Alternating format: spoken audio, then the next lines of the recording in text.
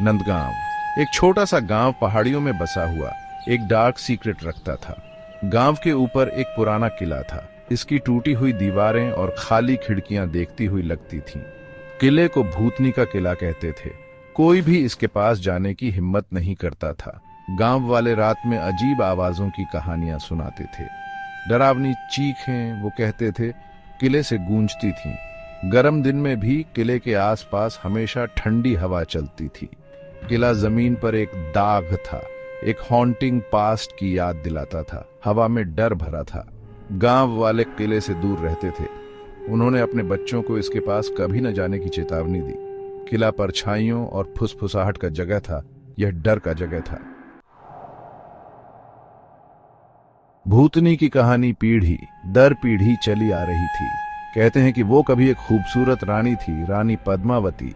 अपने प्रेमी द्वारा धोखा दिए जाने पर वो सबसे ऊंचे टावर से कूदकर अपनी जान दे दी थी। उसकी दर्द भरी चीखें, वो कहते थे, अभी भी सुनी जा सकती हैं। उसकी टूटी हुई आत्मा किले में भटकती रहती थी। उसे शांति नहीं मिलती थी। गांव वालों ने एक सफेद कपड़े में लिपटी एक परछाई को किले के गलियारों में घूमते हुए देखा था। कुछ लोगों का कहना था कि भूतनी बदला लेने वाली थी। वो लोगों को किले में फुसलाती थी, उनकी आत्माओं को हमेशा के लिए फंसा लेती थी। दूसरों का मानना था कि वो बस एक उदास आकृति थी जो अपने खोए हुए प्यार का शोक मना रही थी। सच्चाई जो भी हो, कहानियों ने गांव वालों को दूर रखा। अर्जुन ने कहानियों का मजाक उड़ाया। जोश से भरा एक जवान लड़का वो भूतों पर विश्वास करने से इनकार करता था। उसने गांव वालों की आंखों में डर देखा और डिफायंस की एक लहर महसूस की। उसने उनके डर को गलत साबित करने का फैसला किया। वो किले में एक रात बिताएगा। उसके दोस्तों ने उसे मनाने की कोशिश की। उन्होंने उससे विनती की कि भाग्य को न ललकारे, लेकिन अर्जुन जिद्दी था। उसने उनकी चेतावनियों पर हंसते हुए उन्हें अंधविश्वासी मूर्ख कहा। एक लालटेन और एक कंबल लेकर वो सूरज ढलते ही किले की ओर चल पड़ा।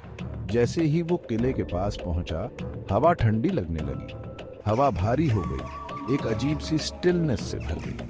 अर्जुन ने किवाड़ खोले और अंदर कदम रखा। किला एक भयानक सन्नाटे में डूबा हुआ था। उसकी रीढ़ में ठंडक दौड़ गई। किले के अंदर का अंधेरा घना और दम घोंटने वाला था। अर्जुन की लालटेन टूटी हुई दीवारों पर नाचती हुई परछाई डाल रही थी। वो टूटी खिड़कियों से हवा की सीटी सुन सकता था। वो सबसे ऊंचे टावर की टूटी सीढ़ियों पर चढ़ गया।